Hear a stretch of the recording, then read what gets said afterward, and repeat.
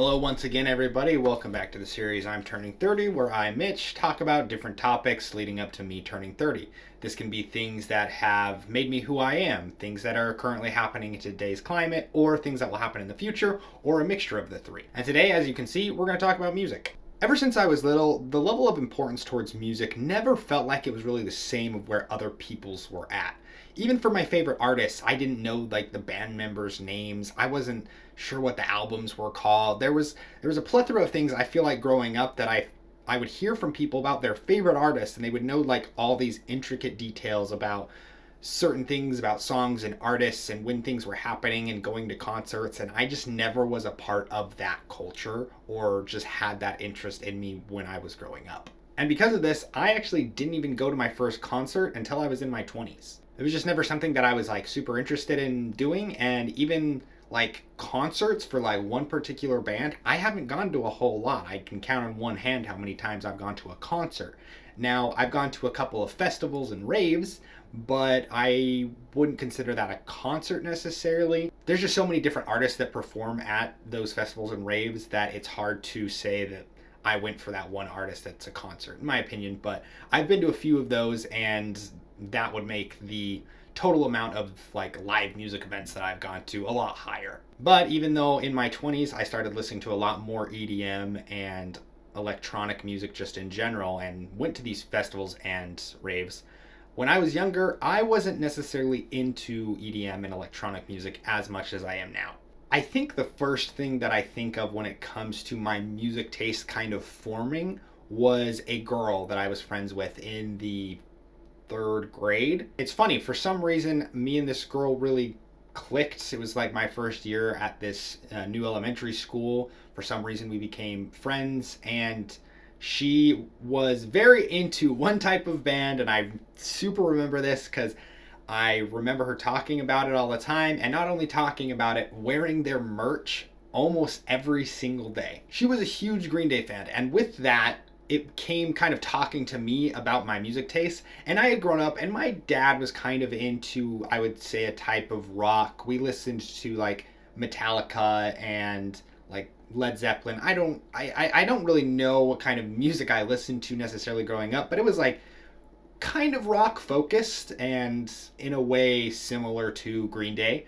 Now, when I first met this girl and she told me about Green Day, I had never really heard their music. Maybe I'd heard a song on the radio growing up, but I didn't know it was Green Day necessarily. But because of her passion and her dedication in supporting this band and her telling me that she would go to concerts with her dad, she really pushed me to kind of start listening to Green Day, and Green Day was kind of my introduction into that side of music. And we're talking, I was in third grade in 2003. And around that year in 2003, this was the most recent album that Green Day had put out. Now, if you're not really familiar with how Green Day's albums released, especially what I would say is one of their most popular albums and what kind of like shot them into mainstream ears, at least in my opinion, was the album American Idiot. Now, American Idiot released in 2004.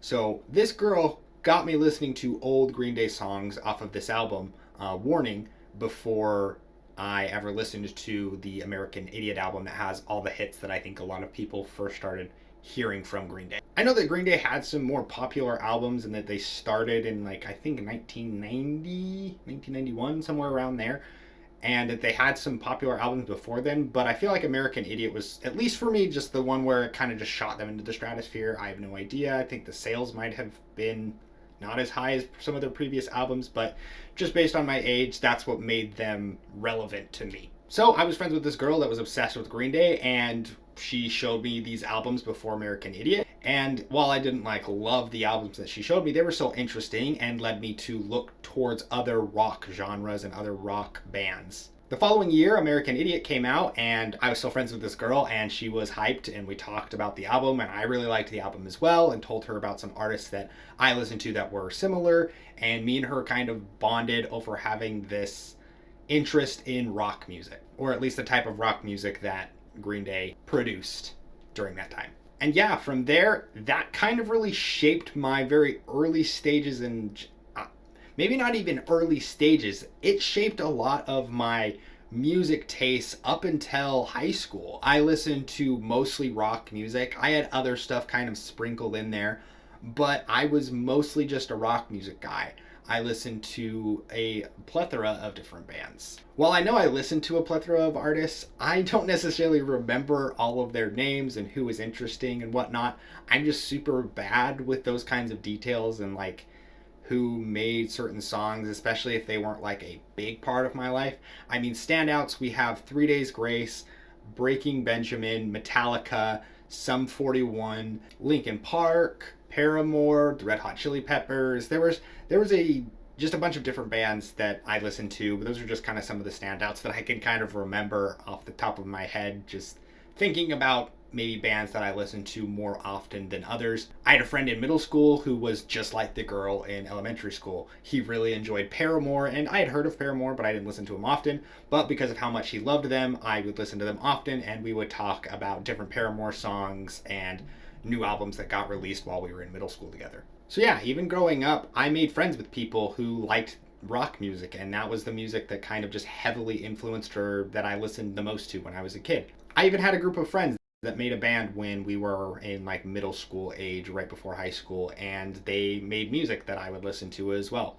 We had somebody that played the drums, bass, guitar, someone that sang. It was an interesting time, and it was fun to kind of be around that energy. Even though I never participated or played any instruments, I was kind of like the little fan member manager type guy that would like talk about their songs to my friends and family. It was also around this age that I decided to start assigning songs to different people in my life. Now, if you feel like you have played an important role in my life, I have likely assigned a song in my Spotify library to you specifically. You might not know what it is. I probably won't tell you what it is ever, but I have probably played the song in your presence, whether we've been hanging out or I've mentioned it to you. I have brought it up and said, we should listen to the song, or I think the song is really fun and interesting. I might have even told you that the song, it reminds me of when we did something. But I started this around middle school. It was originally something that I would do to just remind myself of the times that I'd had with certain friends.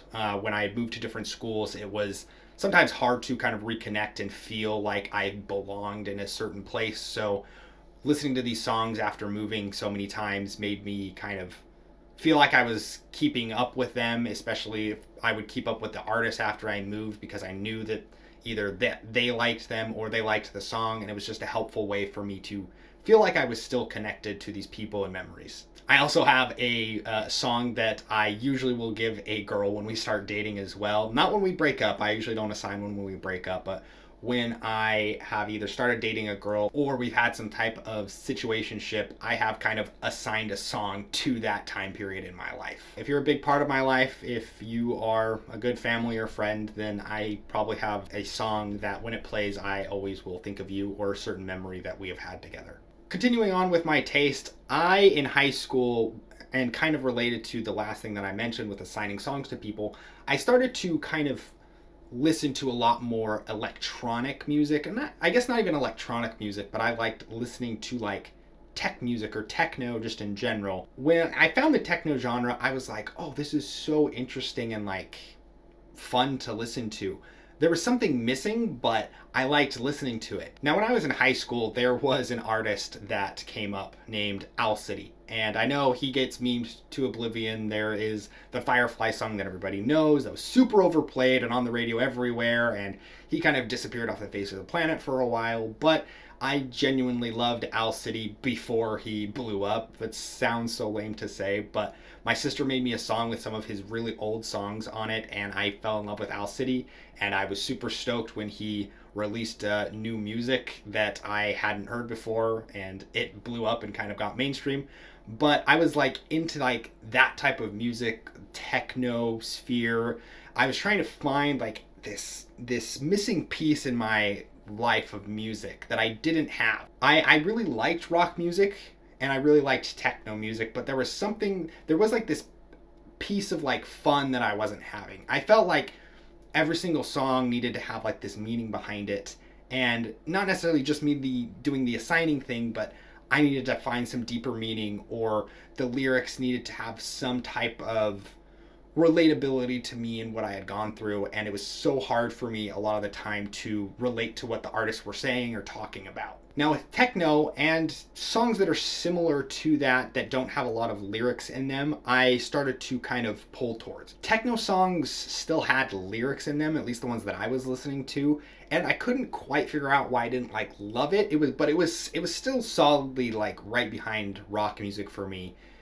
In high school, I really liked listening to techno and just kind of things that sounded like Owl City. I know Owl City has a lot of lyrics, but just like that type of like sound, it wasn't so much the lyrics, it was the sounds that was being made. It was the beeps and the boops and not the what that was happening. Ooh, that singing was bad. I couldn't figure out what was missing for a while, and then eventually I listened to my first like electronic dance music songs, and that was one of the first Skrillex albums that he released. Now, if you don't know Skrillex, he's a massive EDM artist. He's still making music to this day, but he was kind of my introduction into dubstep, EDM, that whole scene. And once I found that there was music that I could listen to that I enjoyed, that I didn't have to try to put like this deeper meaning, try to relate to the lyrics, that I could just kind of listen and have fun and not worry about assigning a deeper meaning to the song, to either a person or a concept, it was really freeing, and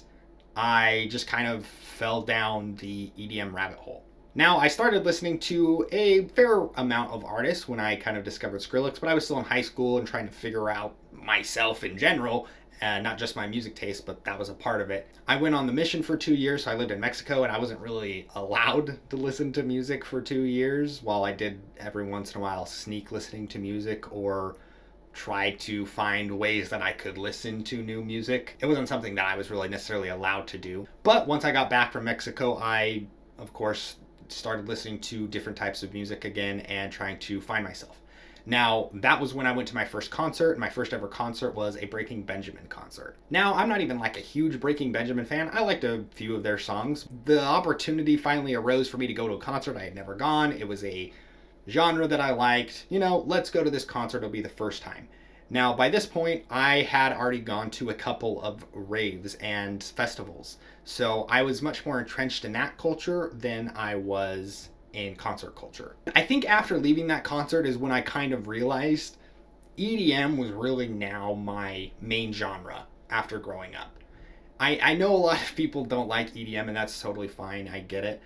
But for me, it really like resonates with me, and when I listen to music, it makes me feel what I want to feel when listening to music for fun or when focusing just in general. I feel like there is a good EDM song that I can listen to. While I still kept up with certain artists in the rock sphere and kind of other genres that I dabbled in every now and then, EDM was the main focus that I listened to, as well as one other artist that I feel like is sort of similar. They're like in their own box, and if this is vague and you're like, I don't know who Mitch is talking about, you don't know me well enough, because you should know the artist that I'm thinking of when I'm like, they're kind of electronic pop music, but they sing about weird stuff, and it's just interesting overall. Again, if you haven't got it yet, you really should know my music tastes better if we're friends. But the artist that I'm talking about is 303. Now, with 303, for some reason, they're the one artist that, in the same realm as EDM music, I can just listen to their album and just have a good time.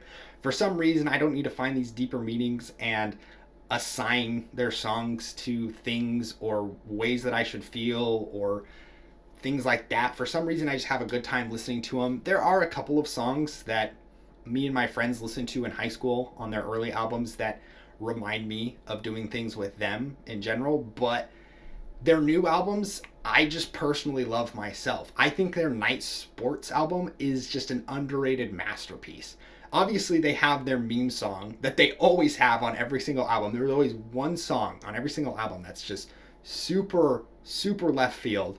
But I think that their Night Sports album is super underrated, and that it is just so fun to listen to, and I wish people would just give it a shot and not just toss it out because it's 303 that's making it. And funnily enough, since this recording, 303 is actually the last artist that I saw in a concert. I've not gone to a concert since then. I believe I went in 2018 or 2019 to a concert that they had in Salt Lake City.